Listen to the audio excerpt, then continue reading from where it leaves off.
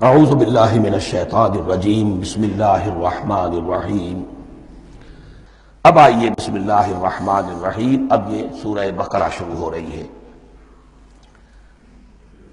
سورۃ البقرہ جو 286 آیات پر مشتمل ہے، تقریباً 2.5 پاروں پر پھیلی ہوئی ہے۔ ہر شخص جانتا ہے کہ یہ قرآن حکیم کی حجم کے اعتبار سے سب سے بڑی سورت ہے، لیکن یہ معاملہ صرف حجم کا نہیں ہے۔ نبی اکرم صلی اللہ علیہ وسلم نے اسے سنام القرآن قرار دیا ہے۔ آپ نے فرمایا لکل شیء سنام، ہر چیز کی ایک چوٹی ہوتی ہے، جیسے اونٹ کا کوہان ہوتا ہے۔ وسنام القرآن البقرہ، سنام القرآن، قرآن کی چوٹی جو ہے وہ سورۃ البقرہ ہے۔ یہ نوٹ کر لیجئے جو میں نے کل آپ کو جو مختلف مکی اور مدنی صورتوں کے گروپوں کے بارے میں بتایا تھا کہ یہاں سے اب پہلی منزل بھی شروع ہو رہی ہے اور پہلا گروپ بھی شروع ہو رہا ہے، اور اس کے ساتھ جو اگلی صورت آئے گی وہ اس کا جوڑا ہے، سورہ آل عمران، جس کی سب سے نمایاں علامت یہ نوٹ کیجئے، یہ بھی الف لام میم سے شروع ہوئی، اگلی بھی الف لام میم سے شروع ہوگی۔ اس کے بعد 2 صورتیں مدنی اور ہیں، لیکن ان دونوں میں نہ حروف مقطعات ہے نہ کوئی اور تمہیدی کلام ہے، براہ راست خطاب سورہ نساء میں یا ایھا الناس اور سورہ مائدہ میں یا ایھا الذین آمنوا، کوئی تمہیدی بات نہیں، کوئی حروف مقطعات نہیں، براہ راست خطاب۔ وہ ایک جوڑا ہے سورہ نساء اور سورہ مائدہ، اور یہ ایک جوڑا ہے سورہ بقرہ اور سورہ آل عمران۔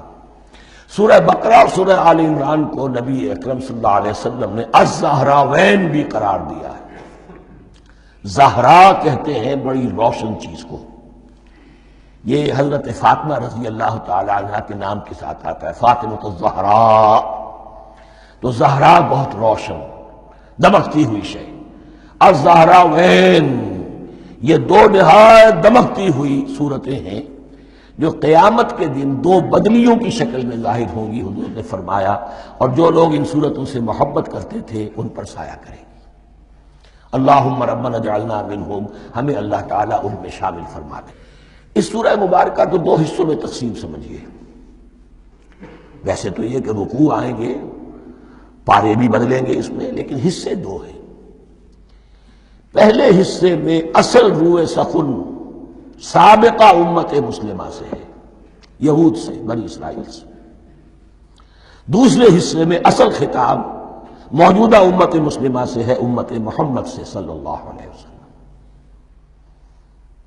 پہلے حصے میں 18 رکوع ہیں، لیکن آیات 152 ہیں۔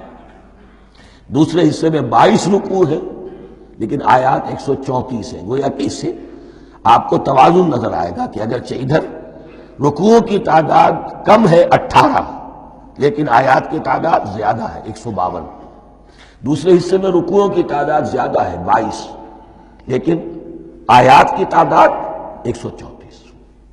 اسی لیے اس کا ایک نام میں نے تجویز کیا ہے، وہ اس لیے تاکہ کچھ حقائق آپ کے ذہنوں میں ان ناموں کے حوالے سے بھی انشاءاللہ محفوظ ہو جائیں گے۔ سورۃ الامتین، 2 امتوں کی سورت، اس لیے کہ تقریباً نصف اس کی ساری بحث جو ہے، مرکزی بحث، وہ سابقہ امت مسلمہ بنی اسرائیل، اور دوسرا نصف اس میں سارا خطاب وہ ہے موجودہ امت مسلمہ، یعنی امت محمد صلی اللہ علیہ وسلم۔ اس کا جو پہلے 18 رکوع ہیں یا پہلا حصہ ہے، اس کے اندر ڈویژن فردر ہوگی ورٹیکل، عمودی۔ پہلے 4 رکوع، پھر 10 رکوع، پھر 4 رکوع۔ لیکن جو 22 رکوع ہیں دوسرے حصے کے، دوسرے نصف کے، اس میں ڈویژن جو ہے جو ہاریزونٹل ہے، وہ افقی تقسیم ہے، عمودی نہیں، افقی۔ وہ میں بعد میں بیان کروں گا جب ہم وہاں پہنچ جائیں گے۔ ان کو پہلے سمجھ لیجئے کہ اس پہلے حصے کی جو تقسیم میں نے کی ہے، پہلے 4 رکوع، پھر 10 رکوع اور پھر 4 رکوع۔ پہلے 4 رکوع یوں سمجھیے کہ پورے قرآن مجید کے لیے اس کی حکمت اور فلسفے کا جو حصہ مکی قرآن میں بیان ہو چکا تھا اس کا خلاصہ ہے۔ جب یہ صورت نازل ہو رہی ہے تو یہ تو مدینہ میں حضور تشریف لا چکے ہیں، 12-13 سال جو ہے گزر چکے ہیں، اور ان 12-13 سالوں کے دوران 2/3 قرآن نازل ہو چکا ہے۔ اس میں جو بھی حکمت، فلسفہ اور بنیادی دعوت، یہ جو چیزیں مکی قرآن میں بیان ہوئیں، ان کا خلاصہ نچوڑ نکال کر یہاں 4 رکوعوں میں رکھ لیا گیا۔ اگرچہ ان میں بھی جب گہرائی میں آپ دیکھیں گے تو روح سخن جو ہے وہ بنی اسرائیل کی طرف ہے، وہ میں بعد میں عرض کروں گا، لیکن اضافی طور پر یہ سمجھ لیجئے کہ پورے مکی قرآن کے حکمت اور پیغام کا خلاصہ ان 4 رکوعوں میں۔ پھر 10 رکوع ہیں جن میں براہ راست خطاب ہے سابقہ امت مسلمہ، یا بنی اسرائیل۔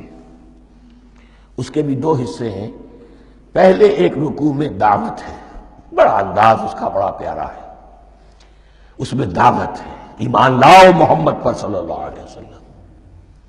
اور اس کے بعد 9 رکوع ہیں ملامت کے، ملامت، تنقید، تم نے یہ کیا اور یہ کیا اور یہ کیا، ہم نے یہ احسان کیے، یہ احسان کیے، یہ احسان کیے، تم نے یہ ناشکری کی، یہ ناشکری کی، یہ ناشکری کی۔ اور اس سب کا نتیجہ آخری 4 رکوعوں میں ہے کہ اب تمہیں اس منصب سے معزول کیا جا رہا ہے جس پر تم 2000 برس تک فائز رہے ہو، اور تمہیں ہٹا کر اب ایک نئی امت محمد کی شکل میں جو وجود میں آ چکی ہے صلی اللہ علیہ وسلم، اسے اس پر فائز کیا جا رہا ہے۔ اور اس کی علامت کے طور پر اسے میں کہا کرتا ہوں کورونیشن، تاج پوشی۔ ایک امت معزول، دوسری امت اس کا نصب ہو رہا ہے، اس کی تاج پوشی کے لیے سمبل، علامت کیا ہے؟ قبلہ تحویل۔ وہ قبلہ یروشلم، سابقہ امت کا قبلہ اب ادھر رخ نہیں ہوگا، اب اہل توحید کا قبلہ یہ مکے کی طرف ہوگا، بیت اللہ کی طرف ہوگا۔ تو تحویل قبلہ کا مضمون ہے جو ان 4 رکوعوں میں آتا ہے۔ تو یہ میں نے تھوڑی سی تمہید جو ہے آپ کے سامنے رکھ دی ہے۔ اب بسم اللہ کیجئے۔ صدق اللہ العظیم۔